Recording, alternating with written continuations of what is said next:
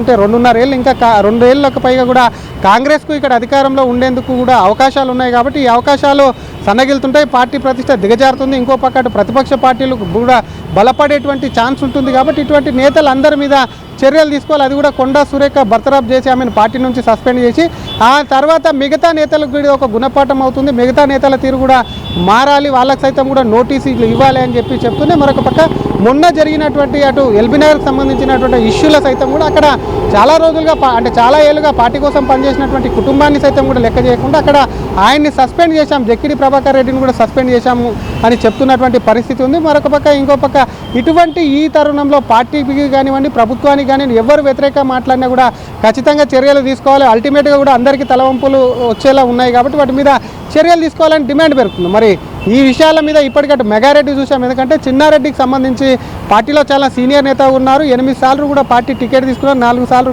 గెలిచారు. మరొక పక్కన ఒకసారి మంత్రివర్గంలో కూడా పనిచేసినటువంటి వ్యక్తి కాబట్టి అటువంటి వ్యక్తి మాట్లాడినటువంటి మాటలను సైతం కూడా ఏఐసిసి వరకు ఫిర్యాదు వెళ్ళింది కాబట్టి మిగతా ఎమ్మెల్యేలు సైతం కూడా ఇటు క్రమశిక్షణ కమిటీతో పాటు ఒకవైపు దీని మీద ప్రెషర్ తీసుకొస్తున్న ఏఐసిసికి వెళ్ళి ఫిర్యాదు చేసేటువంటి ఛాన్స్ ఉంది. ఎందుకంటే కేబినెట్ మంత్రిని బర్తరఫ్ చేసి ఖచ్చితంగా కూడా ఆమెను పార్టీ నుంచి సస్పెండ్ చేస్తే పెద్ద ఎత్తునట్టు రాజకీయంగా కొన్ని ఇబ్బందులు ఎదుర్కోవాల్సి వస్తుంది కాబట్టి అటువంటి పార్టీకి మాత్రం లాభం చేకూరి రాజకీయంగా ఏదైనా ఇబ్బందులు కూడా వాటిని కూడా ఎదుర్కొనేది కూడా పార్టీ సిద్ధమైందని చాలా క్లారిటీ ఉంది. ఇందులో భాగంగా కొండా ఇష్యూను తెర మీదకి తీసుకొచ్చి మిగతా నేతల్ని సైతం కూడా చక్కబెట్టేలా కూడా వాళ్ళకి వార్నింగ్ ఇవ్వాలని చెప్పి చాలా క్లియర్ కట్గా పార్టీ అయితే కనిపిస్తుంది మనోజ్. అదే విధంగా కూడా ముందుకెళ్లేటువంటి అవకాశాలు అయితే ఉన్నాయి. ఎందుకంటే ఇప్పటికే గతంలో చూసాం గాంధీ భవన్కి వచ్చి నినాదాలు చేద్దానగా నినాదాలు కూడా చేస్తున్నారు కాబట్టి ఆ నేతలకు సంబంధించి కూడా గాంధీ భవన్కి వస్తున్నటువంటి నేతల మీద సైతం కూడా ఇక్కడికి వచ్చి జనాలను తీసుకొచ్చి ఇక్కడ ధర్నా చేస్తున్నటువంటి నేతలకు సంబంధించిన విషయాలను కూడా పార్టీ పూర్తిగా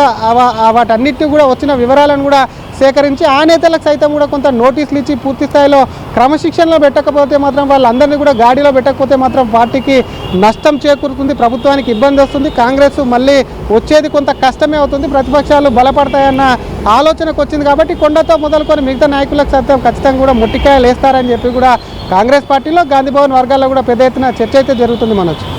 అంటే ఇప్పుడు మెగారెడ్డి ఢిల్లీకి వెళ్తూ ఉన్నారు అంటే ఇక్కడ స్థానిక నాయకత్వం మీద తెలంగాణ అధిష్టానం మీద నమ్మకం లేకనే వెళ్తున్నారా? ఇక్కడ చిన్నారెడ్డిని వీళ్ళు ఏం చేయలేరు, ఎటువంటి చర్యలు తీసుకోలేరని చెప్పి ఢిల్లీ వరకు వెళ్లాల్సి వస్తుందా? రేపటి రోజు రాజగోపాల్ ఢిల్లీకి ప్రయాణమైనా లేదు కొండా సురేఖ ఢిల్లీకి ప్రయాణమైన పరిస్థితి ఏంటి? చేజారిపోతుంది. సో అక్కడి నుంచి ఎటువంటి ఆదేశం వచ్చే అవకాశం ఉంది? ఏ రకంగా దీన్ని కంక్లూడ్ చేయబోతున్నారు? ఏమనోజ్ ఆల్రెడీ మెగారెడ్డి ఢిల్లీకి వెళ్ళారు, మల్లికార్జున ఖర్గేని కలిశారు, చిన్నారెడ్డికి సైతం కూడా తనకు సంబంధించినటువంటి ఇక్కడ జరిగినటువంటి చిన్నారెడ్డి మాట్లాడినటువంటి మాటలను కూడా అక్కడ ఆయన పూర్తి స్థాయిలో కూడా ఒక ఫిర్యాదు కాపీని సైతం కూడా ఏఐసిసి అధ్యక్షుడు మల్లికార్జున కలిసి ఇచ్చాడు ఇక్కడ ఉన్నటువంటి నేతలకు. ఎందుకంటే ఇక్కడితో మొదలుకొని ఏఐసిసి వరకు తను ఖచ్చితంగా కూడా దానికి సంబంధించి కూడా ఆయన మీద కంప్లైంట్ చేస్తానని ముందే పేర్కొన్నాడు. మొన్న చూసాం గాంధీ భవన్కి వచ్చిన రోజు ఇక్కడ పీసీసీకి ఇచ్చాడు. పీసీసీకి ఇచ్చినప్పటికీ ఆయన పాత తరం కాంగ్రెస్ నాయకుడు కాబట్టి కొంత ఇక్కడ ఉన్నటువంటి నేతలకు ఇంటర్నల్గా ఆయనకు మద్దతు ఇచ్చేటువంటి ఛాన్స్ ఉంటుంది కాబట్టి ఇటువంటివి కూడా ప్రోత్సహించకుండా ఏఐసిసికి సైతం ఇక్కడ జరిగేటువంటి విషయాలు తెలియాలి కాబట్టి అక్కడి నుంచి కూడా ఆయన నరుక్కుంటూ ఆయనకు సంబంధించి అక్కడి నుంచి కూడా వివాదం కొంత పరిష్కారం చూపించేటట్టు రావాలి, చిన్నారెడ్డి మీద వేటు వేసేందుకు అక్కడి నుంచి కొంత ప్రెషర్ తీసుకురావాలన్న ఉద్దేశంతో మరి మెగారెడ్డి ఢిల్లీ వెళ్ళాడు. ఏఐసిసి అధ్యక్షులు సైతం కూడా కంప్లైంట్ చేశారు కాబట్టి మిగతా నేతలు సైతం ఇక్కడ ఉన్నటువంటి నాయకత్వం మీద నమ్మకం లేక కాదు, పార్టీలో చర్చ జరిగి ఇక్కడ ఉన్నటువంటి నేతల మీద ఎందుకు వేటు వేయాల్సి వస్తుందని కూడా హైకమాండ్ కూడా వివరించాల్సినటువంటి సిచ్యువేషన్ వస్తుంది కాబట్టి ముందుగానే వీళ్ళు ఇక్కడ కంప్లైంట్ చేసి ఏఐసిసికి కూడా నేతలంతా వెళ్తున్నారు. అందులో మెగారెడ్డి వెళ్ళారు, మిగతా ఎమ్మెల్యేలు సైతం కూడా క్రమశిక్షణ కమిటీ పీసీసీ వద్దకు వెళ్ళి ఆ తర్వాత కూడా హైకమాండ్ వద్దకు వెళ్తాం. సోనియా గాంధీ, రాహుల్ గాంధీ, మల్లికార్జున ఖర్గేను సైతం కలిసి కూడా అటు ఈ కొండా సురేఖను బర్తరఫ్ చేయాలి, కొండా సురేఖను సస్పెండ్ చేయాలని చెప్పి వినతులు ఇస్తామని ఈరోజు మాట్లాడిన ఎమ్మెల్యేలు అందరూ కూడా ముక్తకంఠంతో డిమాండ్ చేస్తున్నారు. కేవలం అది ఇక్కడ ఉన్నటువంటి నాయకత్వం మీద నమ్మకం లేకపోతే వాళ్ళకు న్యాయం జరగదని కాదు, కొంత ప్రెషర్ తీసుకొచ్చే ప్రయత్నం పార్టీకి కూడా తొందరలోనే ఈ విషయాలన్నీ తెలవాలి, పారదర్శకంగా అక్కడికి వెళ్ళాలన్న అనుమానాలతో కూడా నేతలు అక్కడికి వెళ్తున్నట్టు సమాచారం Manoj. Thank you Sridhar. So వరుసగా ఢిల్లీకి పయనమవుతున్నారు కాంగ్రెస్ పార్టీలో అసంతృప్తి నేతలు. రాజగోపాల్ రెడ్డి కానీ చిన్నారెడ్డి వర్సెస్ మెగారెడ్డి ఇష్యూలో మెగారెడ్డి ఢిల్లీకి వెళ్ళడం, మల్లికార్జున ఖర్గేని కలవడం, ఇటు కొండా సురేఖ వర్సెస్ రేవూరి ప్రకాష్ రెడ్డి ఆర్ డైరెక్ట్గా ముఖ్యమంత్రి రేవంత్ రెడ్డి విషయంలో అధిష్టానం కొంత సీరియస్గా ఉన్నట్టు తెలుస్తోంది. సో జనరల్గా జాతీయ పార్టీల్లో అధిష్టానం ఢిల్లీ నుంచి ఏరి చెప్తే అది బీజేపీ కానీ కాంగ్రెసే కానీ. సో ఢిల్లీ నుంచి ఆదేశాలు ఇప్పుడు ఏమొస్తాయి, ఈ సమస్య ఎలా సద్దుమణుగుతుంది, మంత్రికి ముఖ్యమంత్రికి మధ్య ఉన్న వైరం ఏంటి, మంత్రి కుమార్తె ఎందుకు ఈ రకంగా ముఖ్యమంత్రిని టార్గెట్ చేయాల్సి వచ్చింది, ప్రభుత్వం గురించి ఎందుకు మాట్లాడుకొచ్చింది. సో నిజానికి ఒక మాట మనం ఓపెన్గా మాట్లాడుకోవాలంటే, కొండా సుస్మిత కనుక రేవూరి ప్రకాష్ రెడ్డిని టార్గెట్ చేసి రేవూరి ప్రకాష్ రెడ్డి వరకు మాత్రమే తన వ్యాఖ్యలు కనుక ఉండి ఉంటే ఈ సమస్య ఇంత దూరం వచ్చేదే కాదు. ఇంతమంది ఎమ్మెల్యేలు ఏకంగా కూర్చొని ఆ ప్రెస్ మీట్ పెట్టి కొండా సురేఖని తొలగించాలని రకంగా డిమాండ్ చేసే వాళ్ళే కాదు.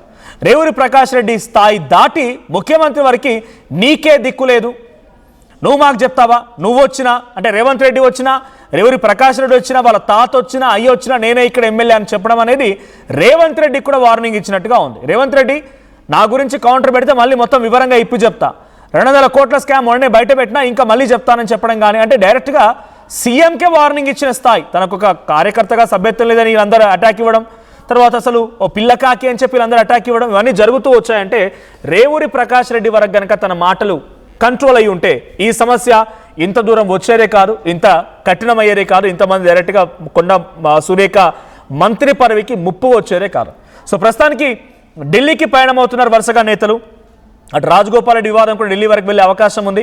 సో ఇప్పుడు కొండా సురేఖ బర్తరఫ్ చేయాలి, కొండా సురేఖను తొలగించాలి, కొండా సురేఖపై పార్టీ పరంగా చర్యలు తీసుకోవాలని చెప్పడంతో అటు రాజగోపాల్ రెడ్డి విషయం కూడా ప్రస్తావన వస్తుంది. కాబట్టి ఎమ్మెల్యేలంతా ఎవరైనా సరే రాజగోపాల్ రెడ్డి పేరు ఎత్తకపోయినా ఎవరైనా సరే అందరి మీద చర్యలు తీసుకోవాల్సిందే. చిన్నారెడ్డి, రాజగోపాల్ రెడ్డి, ఆ తర్వాత కొండా సురేఖ ఎవరైనా సరే వాళ్ళ మీద చర్యలు తీసుకోవాలి. అంటే పార్టీ భవిష్యత్తు పూర్తిగా మునిగిపోతుంది, పార్టీ భవిష్యత్తు పూర్తిగా ఖరాబ్ అవుతున్న రకంగా వారంతా చెప్తున్నారు. బట్ ఈ సమస్య ఎక్కడి వరకు వెళ్తుంది, ఎటువంటి పరిష్కార మార్గం దొరుకుతుంది, ఏఐసిసి నుంచి ఎవరు దీనికి ఒక సొల్యూషన్ చెప్తారు, కంక్లూడ్ చేస్తారనేది చూడాలి. రైట్, ఒకసారి ఈ అంశం గురించి ప్రభుత్వం బీర్ల ఐలయ్య కూడా మాట్లాడుకొచ్చారు. ఆయన ఏం మాట్లాడారో చూద్దాం.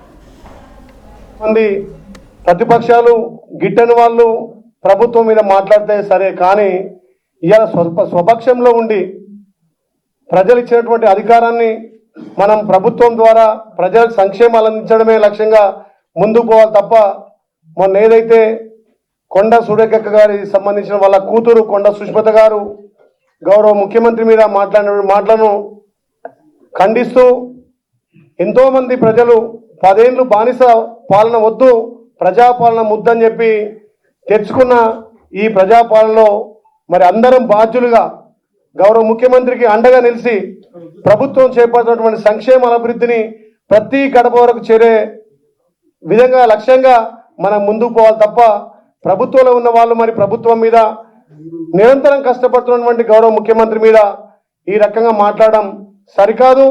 ఏదున్నా మరి సురేఖ గారు దీని మీద స్పందించి ఏదైతే సుష్మిత మాట్లాడినటువంటి మాటలను తీవ్రంగా ఖండించి పార్టీ అభివృద్ధి కోసం పార్టీ మళ్ళొక్కసారి గౌరవ ముఖ్యమంత్రి రేవంత్ అన్న నాయకత్వంలో మరి రెండోసారి కూడా ప్రజాపాలన రావాలి. ఇక్కడ కాంగ్రెస్ పార్టీ అధికారంలోకి వచ్చి మన భావి ప్రధాని రాహుల్ గాంధీ గారిని ప్రధాని చేసేంత వరకు మనం కలిసికట్టుగా పోరాడాల్సిన అవసరం ఉంది. కొంతమంది